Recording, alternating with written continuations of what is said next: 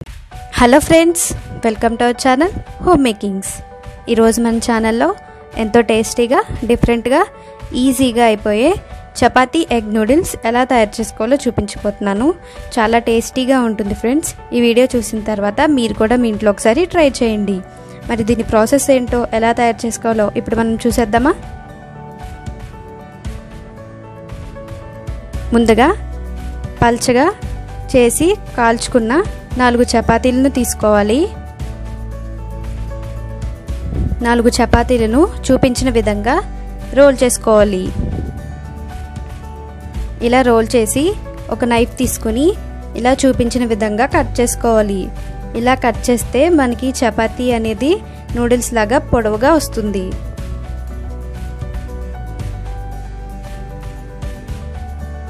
నేను ఇక్కడ fresh చపాతీలని use చేస్తున్నాను ఫ్రెండ్స్. మీకు ఎప్పుడైనా చపాతీలు మిగిలిపోతే వాటితో కూడా మీరు చేసుకుని బ్రేక్ఫాస్ట్గా చేసుకోవచ్చు, లేదంటే ఈవినింగ్ టైం స్నాక్స్లా కూడా చేసుకోవచ్చు. ఇలా చపాతీలను ఇలా కట్ చేసుకున్న తర్వాత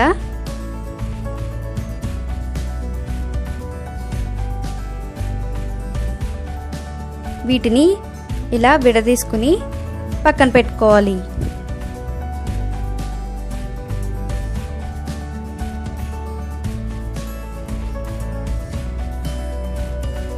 ఇప్పుడు స్టవ్ ఆన్ చేసి ఒక ప్యాన్ పెట్టి అందులో 2 టేబుల్ స్పూన్ల ఆయిల్ వేసి హీట్ చేయాలి.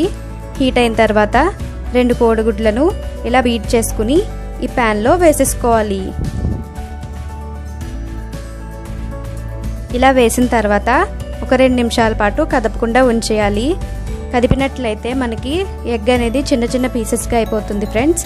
మనకి నూడిల్స్లోకి పెద్ద పెద్ద పీసెస్ ఉంటేనే బాగుంటుంది. కాబట్టి ఇలా కొద్దిగా ఉడికిన తర్వాత దీన్ని కదపడం వలన మనకి చిన్న పీసెస్ రాకుండా పెద్దవి వస్తాయి. ఇలా ఎగ్ని కొద్దిగా ఫ్రై అయినవ్వాలి.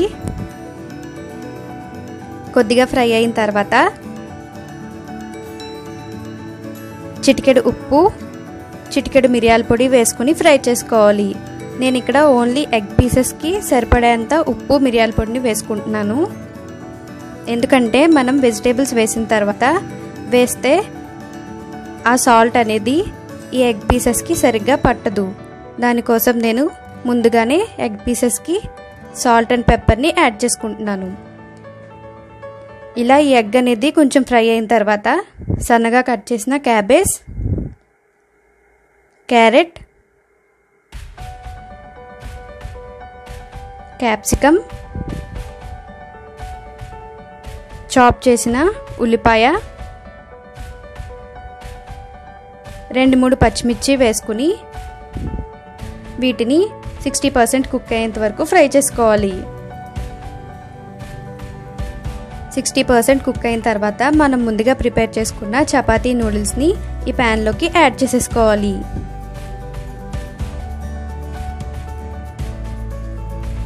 ఇప్పుడు వీటిని బాగా మిక్స్ చేసుకోవాలి.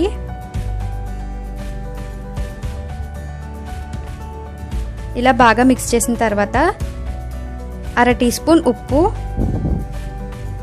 1/2 టీ స్పూన్ మిరియాల పొడి,